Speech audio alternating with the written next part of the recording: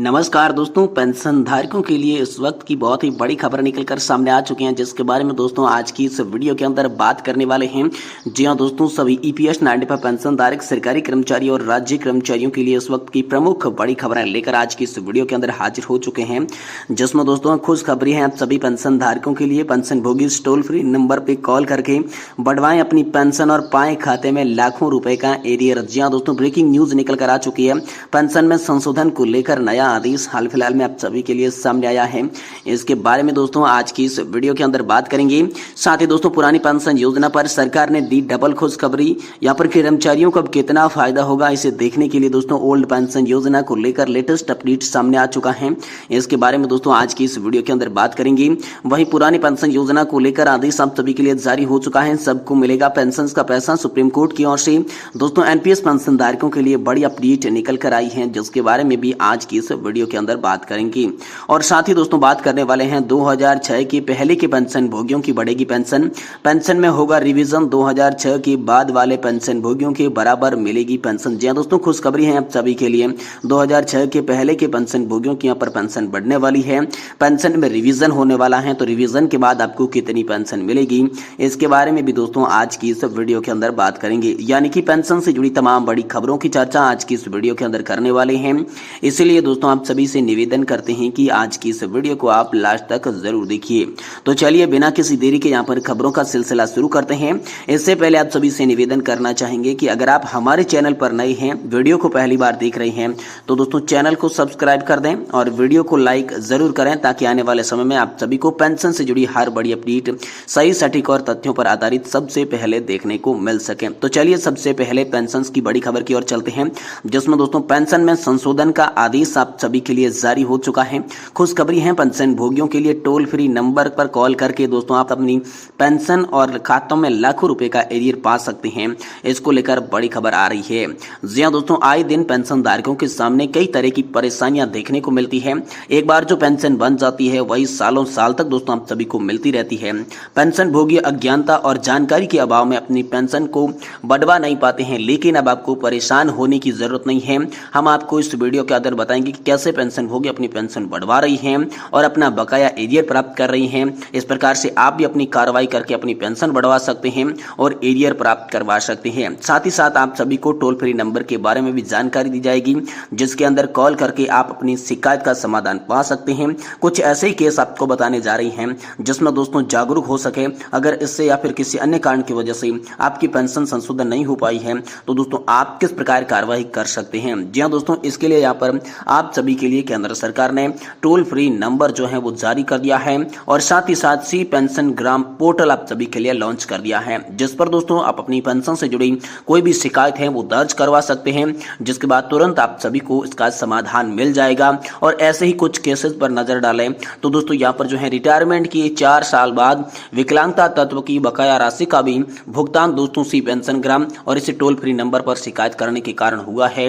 और साथ ही साथ रिटायरमेंट के 10 महीने बाद 20 लाख रुपए तक की ग्रेजुएटी और कम्यूटेशन के पैसे का भुगतान जो रुका हुआ था वो सी पेंशन ग्राम पोर्टल पर यहाँ पर शिकायत करने के बाद और साथ ही टोल फ्री नंबर का यूज करने के बाद मिलना शुरू हो गया।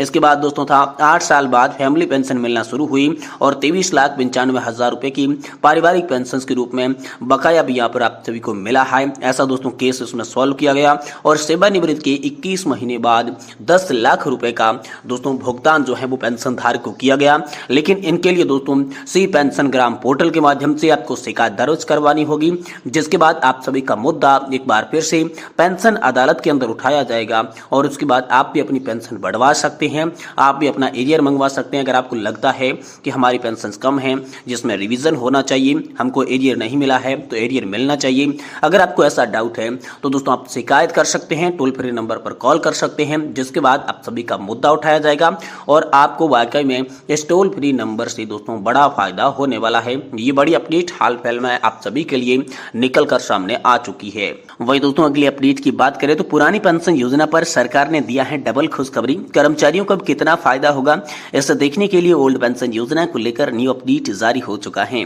जी हां दोस्तों, देश में आगामी लोकसभा चुनाव को देखते हुए केंद्र और राज्य सरकारें जनता के लिए अपनी अपनी योजनाओं का प्रसार प्रसार कर रही थी, ताकि उन्हें नजदीकी से जानकारी मिल सके।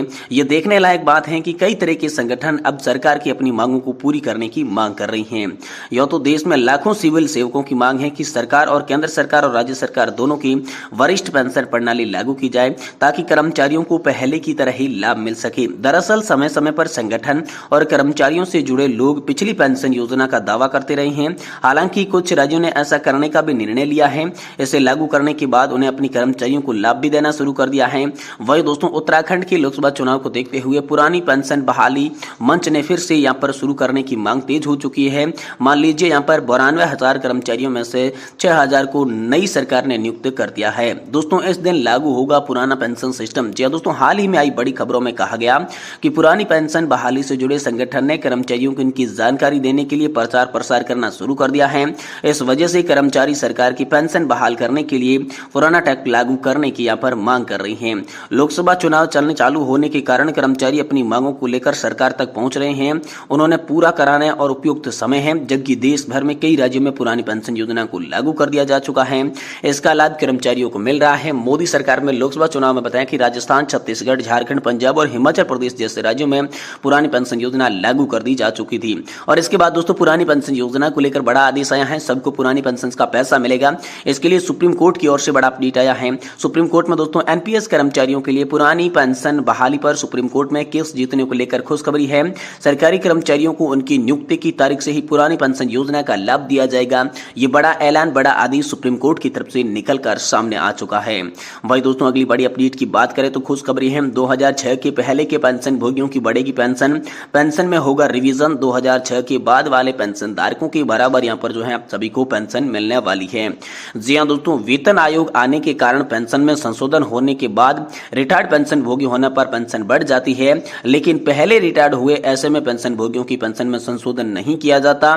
जिसके साथ आपको दोस्तों दिल्ली हाईकोर्ट की बहुत ही बड़ा महत्वपूर्ण फैसला दिया है। तो इस फैसले के बारे में भी आप सभी को जानकारी देंगे कि आखिरकार दिल्ली हाईकोर्ट का क्या बड़ा फैसला आया है। जी हाँ दोस्तों, दिल्ली हाईकोर्ट ने एक महत्वपूर्ण फैसला सुनाया है, जिसके अंतर्गत केंद्र सरकार के यहाँ पर 18/11/2009 के आदेश को रद्द कर दिया। दिल्ली हाईकोर्ट ने केंद्र सरकार के आदेश को रद्द करते हुए कहा कि पूरी तरीके से अवैध आदेश है। और दिल्ली हाईकोर्ट ने दोस्तों एसपीएस वंश और डीएसएस नकारा के मामले पर सुप्रीम कोर्ट के माध्यम से स्थापित कानून मसाले के साथ विरोध बहस का यहाँ पर हवाला देते हुए केंद्र सरकार को 18/11/2009 के ज्ञापन को रद्द कर दिया है।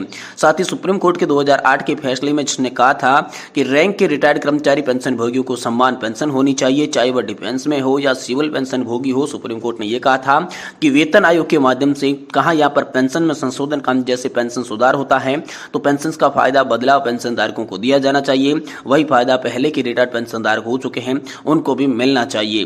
तो दोस्तों इसको लेकर बड़ी संख्या में पेंशन रिवीजन के लिए एप्लीकेंट पहुंचे थे, जिसके बाद दिनांक 9/9/2008 में दिए गए सुप्रीम कोर्ट के फैसले के बाद जो पेंशन भोगी थे वो सिविल डिपार्टमेंट के रिटायर हुए थे, उन्होंने यहाँ पर रिवीजन करने की मांग कर दी, जिसमें बहुत सारे पेंशन धारकों का रिवीजन किस प्रकार किया जाएगा इसको लेकर केंद्र सरकार ने बड़ा ऐलान जारी किया, जिसमें मिनिस्ट्री ऑफ फाइनेंस और मिनिस्ट्री ऑफ लॉ के साथ चर्चा करने के बाद यह फैसला लिया गया कि ये बेनिफिट सिर्फ सिविल पेंशन भोगियों के लिए लागू नहीं है, बल्कि ये यहाँ पर जो है डिफेंस पे लागू होता है, जो कि 18/11/2009 का आदेश था।